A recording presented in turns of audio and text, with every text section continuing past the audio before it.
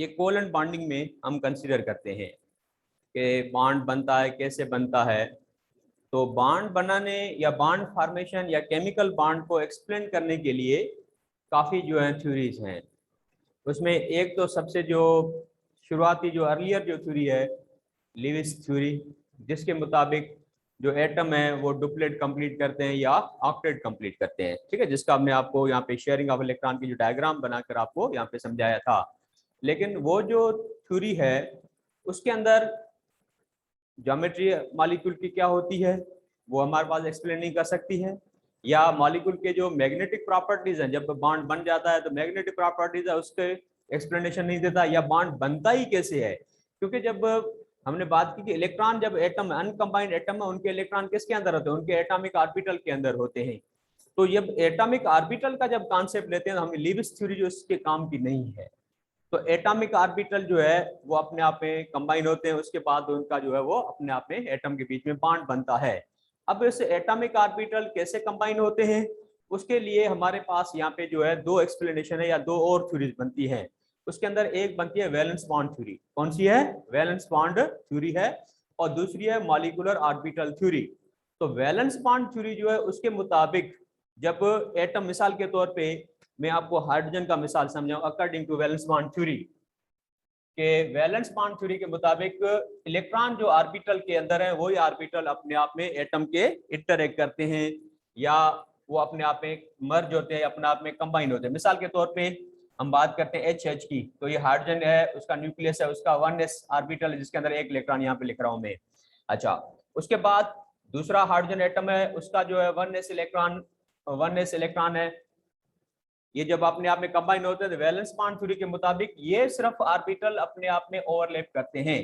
ठीक है, और ओवरलैप करने के बाद उनके बीच में बॉन्ड बन गया, यानी 1s ऑर्बिटल एक हाइड्रोजन एटम का, 1s ऑर्बिटल दूसरे हाइड्रोजन एटम का, ये अपने आप में ओवरलैप करते हैं। ओवरलैप मींस अपने आप में मर्ज होते हैं, कंबाइन होते हैं। ठीक है, ठीक है। अब इसके नतीजे में इनके बीच में H यूं लिख रहा हूं कि एक H एटम है, ये दूसरा H एटम है, और यहाँ पे क्या बन गया? H सिंगल कोवेलेंट बॉन्ड बनता है।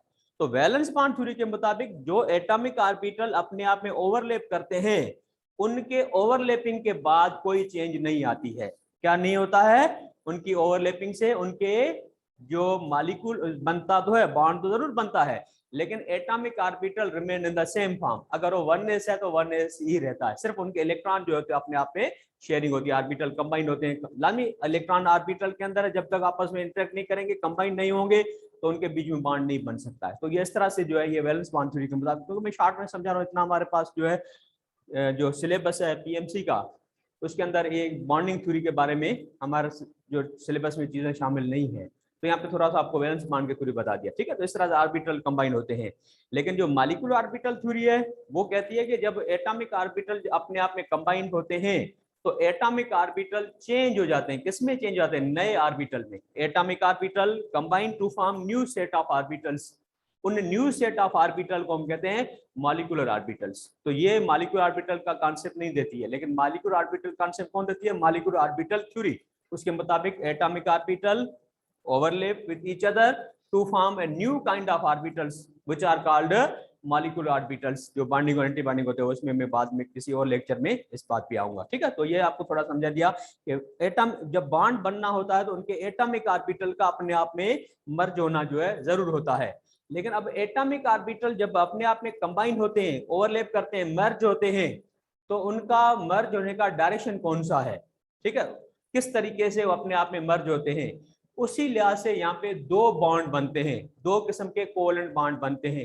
एक कोवेलेंट बॉन्ड को हम कहते हैं सिग्मा बॉन्ड और दूसरे कोवेलेंट बॉन्ड को हम कहते हैं पाई बॉन्ड कहते हैं। ठीक है, अब सिग्मा बॉन्ड क्या है, पाई बॉन्ड क्या है, वो चीज मैं आपको यहाँ पे समझाता हूँ। ठीक है, स्क्रीनशॉट ले लो।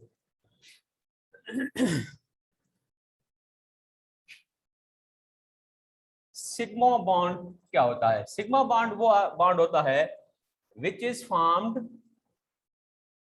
Bye linear overlapping. क्या कहेंगे इसको?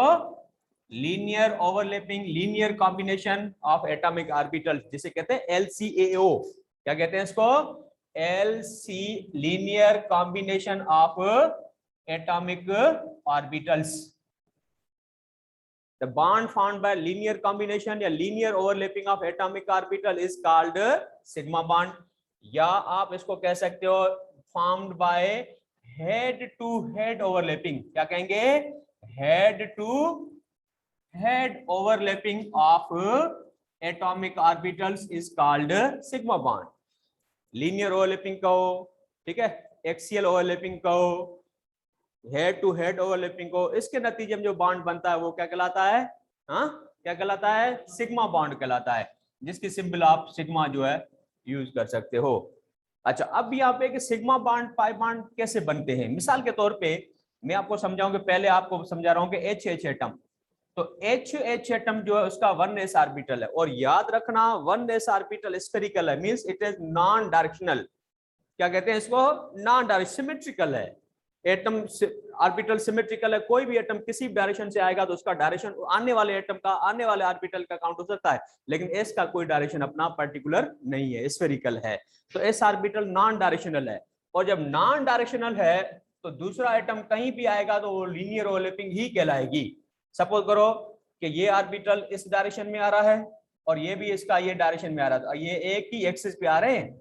जब एक ही एक्सिस पे एक ही लाइन में आ रहे हैं, ठीक है, तो एक ही सिधाई में आ रहे हैं, तो इस ओवरलैपिंग को क्या कहेंगे? इसको कहेंगे लीनियर ओवरलैपिंग। और लीनियर ओवरलैपिंग के नतीजे में जो यहाँ पे जो बॉन्ड बनेगा वो बॉन्ड कौन सा होगा? Sigma bond. यहाँ पर समझा रहा हूँ कि ऑर्बिटल अपने आप में कंबाइन हो गए, मर्ज हो गए, लेकिन ऑर्बिटल का डायरेक्शन क्या था? लीनियर था। या सपोज करो एस ऑर्बिटल यहाँ से भी अगर आ जाता है तो वो भी एक ही सिधाई कहलाएगी, यहाँ पे एक ही लाइन, एक ही एक्सिस पे आएंगे। तो जब ऑर्बिटल एक ही एक्सिस पे अपने आप में कंबाइन होंगे, उनका जो डायरेक्शन एक ही एक्सिस पे होगा, आमने सामने जो होगा, तो उसको क्या कहेंगे? हाँ, सिग्मा बॉन्ड कहेंगे। ठीक है, ये बात होगी सिग्मा बॉन्ड। यहाँ पे तो मैंने बताया कि एस एस ओवरलैपिंग से जो है वो सिग्मा बॉन्ड बनता है। यहाँ पे समझा दिया कौन सी ओवरलैपिंग है? एस एस ओवरलैपिंग जो है वो इससे सिग्मा बॉन्ड बनता है,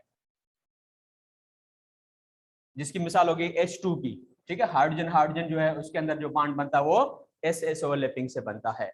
अच्छा, दूसरी जो ओवरलैपिंग है वो कौन सी हो सकती है? एसपी। एसपी ओवरलैपिंग जो होगी इससे भी जो है सिग्मा बॉन्ड बनता है। अब एस, मैंने बताया कि एस नॉन डायरेक्शनल है, जहां पर भी एस ऑर्बिटल किसी और ऑर्बिटल के साथ कंबाइन हो, चाहे वो एस किसी उस दूसरे एस के साथ कंबाइन हो, चाहे एक एस किसी पी ऑर्बिटल के साथ कंबाइन हो, डी या एफ किसी भी ऑर्बिटल के साथ एस कंबाइन होगा, तो S always form sigma bond, S never forms pi bond. Okay, याद रखना। तो यहाँ पे एस एस ओवरलैपिंग है। एस में क्या होता है कि एक जो एटम है उसका वैलेंस ऑर्बिटल एस और sp ओवरलैपिंग, तो दूसरे का क्या काउंट होगा? p orbital. ठीक है, p ऑर्बिटल कोई भी आप ले लो, px ले लो, py ले लो, मैं यहाँ पे ले रहा हूँ px एक्सिस पे। सही है, आप देखोगे ये s ऑर्बिटल इसके साथ मर्ज होगा, जब s ऑर्बिटल इसके साथ मर्ज होगा it will be called as sp overlapping. Overlapping हो गई ना इनके बीच में? कौन सी ओवरलैपिंग हुई है? sp overlapping. ठीक है, लेकिन डायरेक्शन कौन सा है? s ऑलवेज लीनियर ओवरलैपिंग करता है। तो यहां पर भी जो बॉन्ड बन रहा है, कौन सा बॉन्ड बन रहा है? सिग्मा बॉन्ड बन रहा है। अब sp ओवरलैपिंग किस में होती है कि s जिसका वैलेंस ऑर्बिटल s हो, अगर नॉन मेटल में ले तो वैलेंस ऑर्बिटल हाइड्रोजन का s है। ठीक है, सामने वैलेंस ऑर्बिटल p किसका हो सकता है? O का हो सकता है। वाटर बनाए। ठीक है, अच्छा, अगर s ऑर्बिटल H का है तो सामने p ऑर्बिटल N का हो सकता है, अमोनिया का। अगर हाइब्रिड ऑर्बिटल, हाइब्रिडाइजेशन कोई कॉन्सेप्ट छोड़कर अगर बात करें तो। अच्छा, इस तरह से H जो है F के साथ, क्योंकि F हेलोजन जो उनका p ब्लॉक एलिमेंट है, तो sp ओवरलैपिंग कब होती है? एक एलिमेंट s ब्लॉक का सामने p ब्लॉक का एटम ओवरलैप करेंगे तो क्या होगा? वो पे सिग्मा बॉन्ड बनता है। लेकिन कौन सी? sp ओवरलैपिंग है। HF के अंदर sp ओवरलैपिंग है, HCl, HBr, HI, इनके अंदर कौन सी ओवरलैपिंग है? हाइड्रोजन का s ऑर्बिटल और उनका p y x z जो भी है वो ऑर्बिटल इनके साथ ओवरलैप करता है, sp ओवरलैपिंग कहलाती है। ये बात समझ गए? अच्छा, इस तरह से तीसरी जो ओवरलैपिंग होती है वो कौन सी होती है? वो होती है pp ओवरलैपिंग। कौन सी? pp overlapping. pp ओवरलैपिंग में क्या होता है कि एक जो p ऑर्बिटल एक एटम का और दूसरे एटम का भी p ऑर्बिटल अपने आप में ओवरलैप करेंगे, लेकिन p ऑर्बिटल की ओवरलैपिंग की पॉसिबिलिटीज दो हैं। s की तो एक ही है कि ऑलवेज लीनियर ओवरलैपिंग करता है, लेकिन p ऑर्बिटल जो है दो किस्म की ओवरलैपिंग कर सकता है।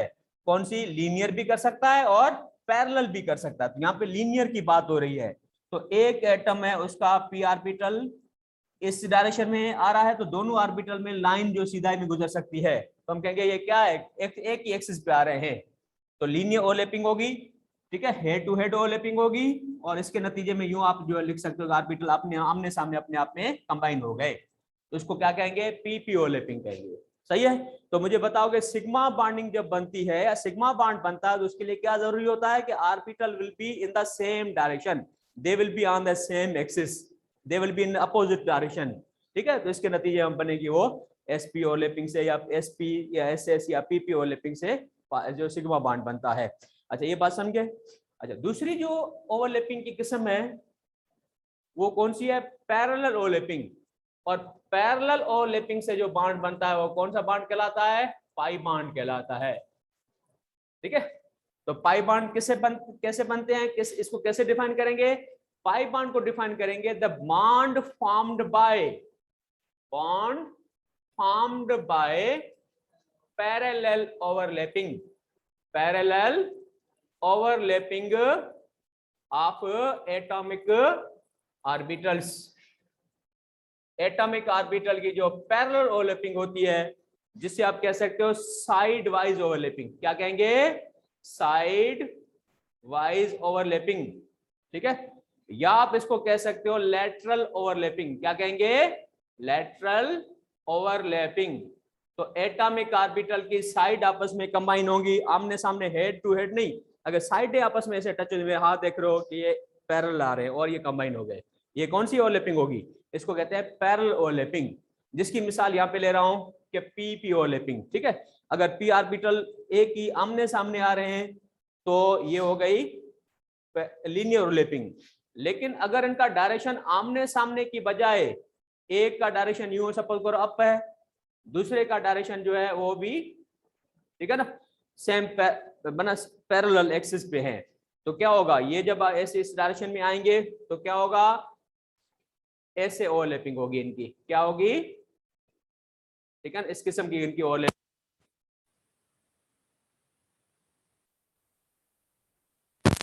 एटॉमिक ऑर्बिटल की पैरेलल ओवरलैपिंग से जो बॉन्ड बनता है उसको क्या कहते हैं, पाई बॉन्ड कहते हैं। ठीक है, अब पाई बॉन्ड कैसे बना, पैरेलल ओवरलैपिंग का हो या इनकी साइडें आपस में जो है वो टच हो रही हैं, या अगर पी ऑर्बिटल है तो पता है कि पी ऑर्बिटल की दो रीजन ऑफ या दो लोब्स होती हैं, ये एक लोब ऊपर वाली ऊपर के साथ कंबाइन होगी और नीचे वाली लोब है वो नीचे वाली लोब के साथ कंबाइन होगी। ठीक है, तो उसको क्या कहेंगे, अप एंड डाउन ओवरलैपिंग, क्या कह सकते हो उसको, up region and down region combine with each other, इसको अप एंड डाउन ओवरलैपिंग कह सकते हो। इससे कौन सा बॉन्ड बनता है, पाई बॉन्ड बनता है। ये बात समझे।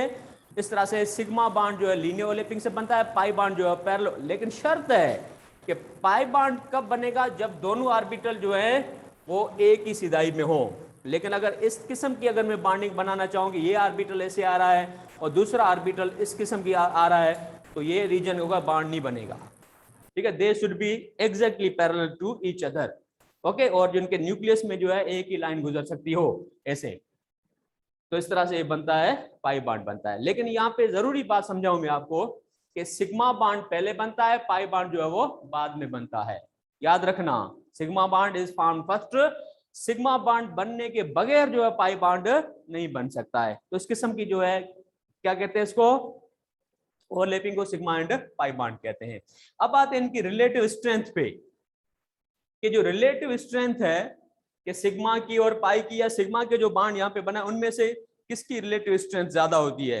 तो रिलेटिव स्ट्रेंथ जो है depends upon extent of overlapping, जिस ऑर्बिटल की या जिस किस्म की ओवरलैपिंग में जो ओवरलैपिंग है वो ज्यादा होती है, उनका ऑर्बिटल का ज्यादा जो रीजन है वो अपने आप में कंबाइन हो, तो जितना रीजन ज्यादा कंबाइन होगा उतना बॉन्ड स्ट्रांग होगा। ठीक है, अब यहाँ पे जो रीजन किसका ज्यादा कंबाइन होता है उसमें बात करें तो मैं कहूंगा कि भाई जो सिग्मा बॉन्ड बन रहा है आमने सामने, उसका रीजन ज्यादा ओवरलैप होता है, ओवरलैपिंग सिग्मा में ज्यादा होती है, पाई में ओवरलैपिंग जो होती है आप देखो पार्शियल ओवरलैपिंग होती है, यहाँ पे ज्यादा ओवरलैपिंग होती है।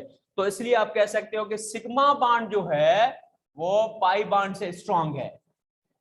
Sigma bond is stronger than pi bond because in sigma bond formation there is maximum overlapping, and in the pi bond formation there is partial overlapping. या in sigma bond overlapping is more than pi bond overlapping. ठीक है, linear overlapping is more than parallel overlapping. That's why sigma bond is stronger than pi bond. ये बात याद रखना, ठीक है।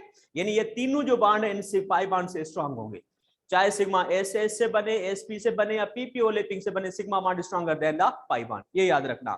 अच्छा, अब ये जो सिग्मा बॉन्ड बने हैं इनमें से कौन सा स्ट्रांग होगा, ठीक है ना। अब देखो कि एस ऑर्बिटल नॉन डायरेक्शनल है, पी ऑर्बिटल डायरेक्शनल है, तो जब डायरेक्शनल ऑर्बिटल आपस में कंबाइन होंगे तो उनके ज्यादा रीजन जो है कंबाइन होगा। तो डायरेक्शनल मींस पी ऑर्बिटल, तो जिसमें पी ऑर्बिटल इन्वॉल्व होगा उसकी ओवरलैपिंग ज्यादा होती है, वो बॉन्ड ज्यादा स्ट्रांग होता है। तो पी ऑर्बिटल ज्यादा किसमें, दो पी ऑर्बिटल, पीपी ओवरलैपिंग, तो पीपी ओवरलैपिंग से जो सिग्मा बॉन्ड बनता है वो stronger than s p overlapping than s s overlapping, ठीक है भाई, ये याद रखना आप लोगों ने। ओके, अब पीपी ओवरलैपिंग कहां पे हो रही है, ओ ओ डबल बॉन्ड बनता है, एक सिग्मा एक पाई बॉन्ड, या एन एन ट्रिपल बॉन्ड बनता है, उसके अंदर एक सिग्मा एक पाई बॉन्ड, इस किस्म की जो ओवरलैपिंग होती है, ये बात समझे। अच्छा, एस एस ओवरलैपिंग ये समझाई। पीपी ओवरलैपिंग जो है सिग्मा बॉन्ड में ये भी हो सकती है कि एफ एफ एटम ओवरलैप करता है, ये पीपी ओवरलैपिंग है, ठीक है ना। या सीएल सीएल एटम, सीएल के पास पी ऑर्बिटल है, दूसरे सीएल के पास पी ऑर्बिटल है, पीपी ओवरलैपिंग होगी। या बीआर बीआर की बात करो तो यहाँ पे या एस एस है, यहाँ पे कौन सी होगी, पीपी ओवरलैपिंग होती है। बात समझ गए। तो इस तरह से ये आपको समझा दिया sigma bond and pi bond, ठीक है बच्चों। इसके इन जो